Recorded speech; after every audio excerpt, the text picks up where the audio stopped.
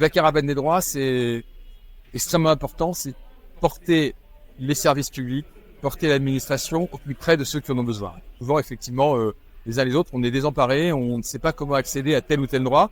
Devant la difficulté, on renonce effectivement à un droit et à une prestation. L'administration, elle n'est pas simplement là pour délivrer des aides, elle est là pour s'assurer que tous ceux qui peuvent en bénéficier réellement. Donc la caravane des droits, c'est simplement mettre ensemble tous les acteurs de la prestation sociale, enfin tous les acteurs effectivement de l'administration. Voilà, donc c'est mettre ensemble ces acteurs pour aller au plus près des citoyens.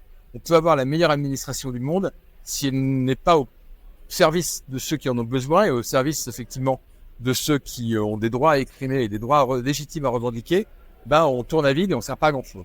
Et puis voilà, il y a aussi rendre une plus humaine et plus proche cette administration. Souvent, on a numérisé, on a informatisé beaucoup l'administration. Tout le monde n'a pas forcément de l'agilité nécessaire sur le plan informatique ou sur le plan numérique, c'est normal. Et donc, on a aussi besoin effectivement de mettre de l'humain au cœur de cette administration. Et c'est l'objectif de la caravane des droits. Le coffre-fort numérique, outil très important parce qu'effectivement, on manipule les uns les autres beaucoup de papiers. Alors, on ne range pas tous très bien nos dossiers, nos papiers, nos avis d'imposition, nos extraits d'actes de naissance, nos factures EDF pour prouver effectivement ou Orange pour prouver nos domiciliations, etc.